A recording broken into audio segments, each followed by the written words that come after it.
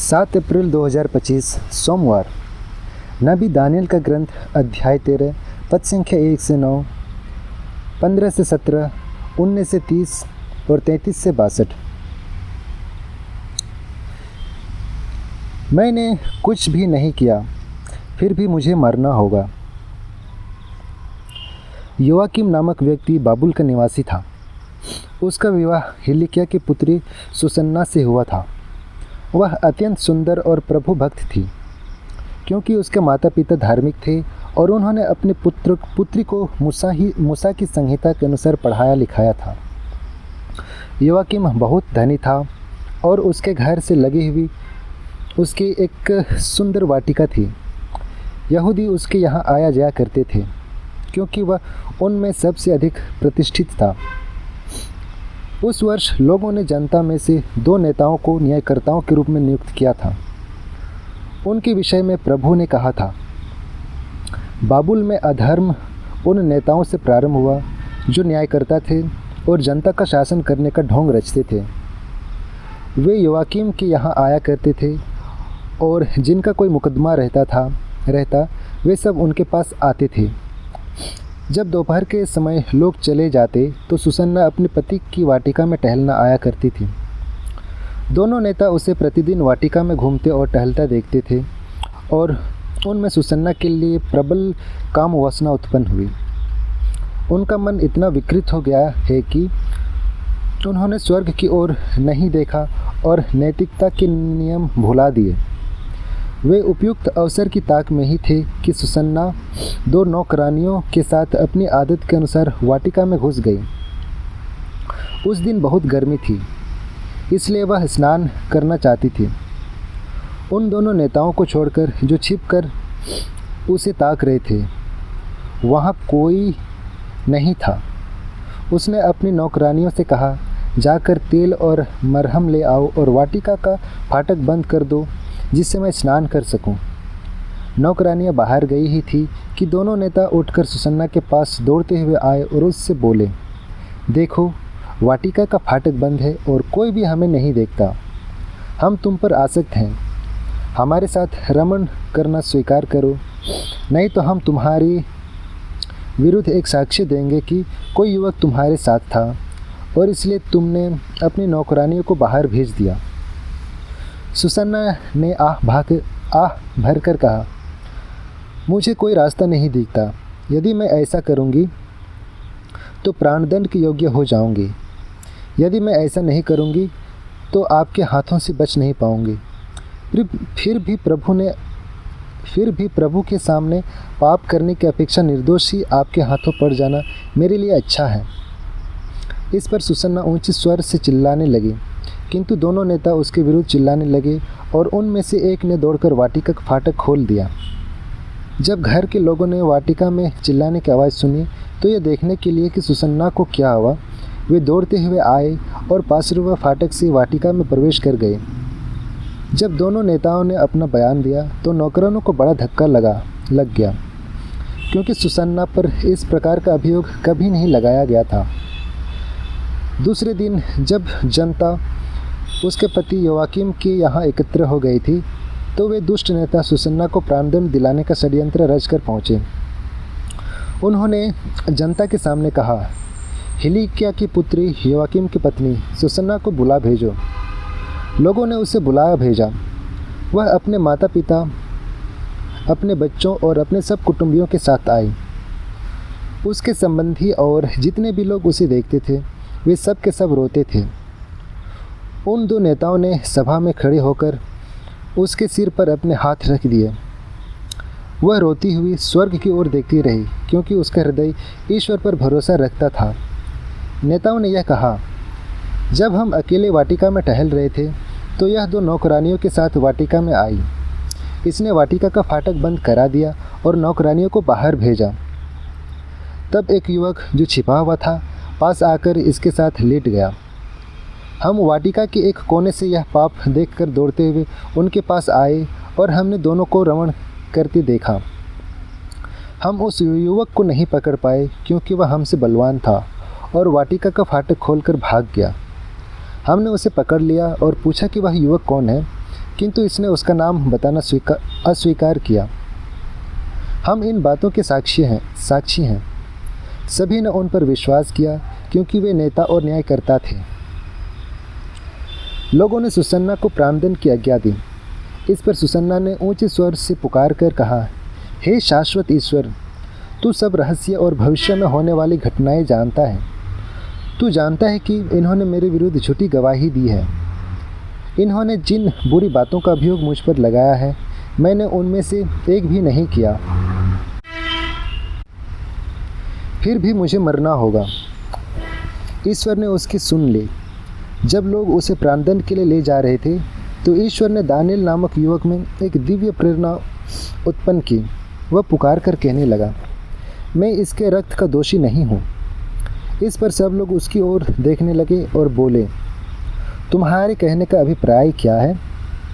उसने उनमें खड़ा होकर कहा, हे इस्राएलियों, आप लोगों की बुद्धि कहाँ है जो आप जांच और पूरी जानकारी के बिना इस्राएल के पुत्री को प्राणदंड देते हैं? आप न्यायालय लौट जाएं, क्योंकि इन्होंने इसके विरुद्ध झूठी गवाही दी है। इस पर लोग तुरंत लौट गए और नेताओं ने दानिएल से कहा, आइए हमारे बीच बैठिए और हमें अपनी बात बताइए, क्योंकि ईश्वर ने आपको नेताओं जैसा अधिकार प्रदान किया है। दानिएल ने उनसे कहा, इन दोनों को एक दूसरे से अलग कर दीजिए और मैं इनसे पूछताछ करूंगा। जब दोनों को अलग कर दिया गया, तो दानिएल ने एक को बुलाकर उससे कहा, अधर्म करते करते तेरे बाल पक गए हैं। अब तुझे अपने पुराने पापों का दंड मिलने वाला है। तू निर्दोषों को दंड देकर और दोषियों को निर्दोष ठहराकर अन्यायपूर्वक विचार किया करता था, जबकि प्रभु ने कहा है, तुम निर्दोषों और धर्मी को प्राणदंड नहीं दोगे। अब यदि तूने इसे देखा तो हमें बता कि तूने किस वृक्ष के नीचे दोनों को एक साथ देखा। उसने उत्तर दिया, बाबुल के नीचे। दानिएल ने कहा, इतना बड़ा झूठ बोलकर तूने अपना सिर गंवा दिया है। ईश्वर के दूत को ईश्वर से यह आदेश मिल चुका है कि वह तुझे 2 टुकड़े कर दे। दानिएल ने उसे ले जाने की आज्ञा दी कर दूसरे को बुला भेजा और उससे कहा, तू यूदा का नहीं, कनान की संतान है। सौंदर्य ने तुझे पथभ्रष्ट किया और वासना ने तेरा हृदय दूषित कर दिया है। तुम लोग इस्राएल की पुत्रियों के साथ इस प्रकार का व्यवहार करते थे और वे डर के मारे तुम्हारा अनुरोध स्वीकार करती थीं। किंतु यह यूदा की पुत्री है जो तुम्हारे अधर्म के सामने नहीं झुकी। तो मुझे बता, तूने किस वृक्ष के नीचे दोनों को साथ देखा? उसने उत्तर दिया, बलूत के नीचे। इस प्रकार दानिएल ने कहा, तूने भी इतना बड़ा झूठ बोलकर अपना जीवन गंवा दिया है। ईश्वर का दूत हाथ में तलवार लिए प्रतीक्षा कर रहा है। वह तुझे 2 टुकड़े कर देगा और तुम दोनों को सर्वनाश करेगा। तब समस्त सभा ऊंचे स्वर से जय जयकार करते हुए ईश्वर की स्तुति करने लगे, जो अपने पर भरोसा करने वालों की रक्षा करता है। दानिएल ने उनके अपने शब्दों द्वारा दोनों नेताओं की गवाही असत्य प्रमाणित की थी, इसलिए लोग उन पर टूट पड़े और उन्होंने मूसा की संहिता के अनुसार उन दुष्टों को वह दंड दिया जिससे वे अपने पड़ोसी को दिलाना चाहते थे, और लोगों ने दोनों का वध कर डाला। यह प्रभु की वाणी है। ईश्वर को धन्यवाद। भजन अनुवाक्य, चाहे अंधेरी घाटी होकर जाना ही क्यों न पड़े, मुझे किसी अनिष्ट की आशंका नहीं, क्योंकि तू मेरे साथ रहता है। प्रभु मेरा चरवाहा है, मुझे किसी बात की कमी नहीं। वह मुझे हरे मैदानों में चराता है। वह मुझे विश्राम के लिए जल के निकट ले जाकर मुझ में नवजीवन का संचार करता है। अनुवाक्य, चाहे अंधेरी घाटी होकर जाना ही क्यों न पड़े, मुझे किसी अनिष्ट की आशंका नहीं, क्योंकि तू मेरे साथ रहता है। वह अपने नाम का सच्चा है। वह मुझे धर्म मार्ग पर ले चलता है। चाहे अंधेरे घाटी होकर जाना ही क्यों न पड़े, मुझे किसी अनिष्ट की आशंका नहीं, क्योंकि तू मेरे साथ रहता है। तेरी लाठी मेरे डंडे पर मुझे भरोसा है। अनुवाक्य, चाहे अंधेरी घाटी होकर जाना ही क्यों न पड़े, मुझे किसी अनिष्ट की आशंका नहीं, क्योंकि तू मेरे साथ रहता है। तू मेरे शत्रुओं के देखते देखते मेरे लिए खाने की मेज सजाता है। तू मेरे सिर पर तेल का विलेपन करता है। तू मेरा प्याला लबालब भर देता है।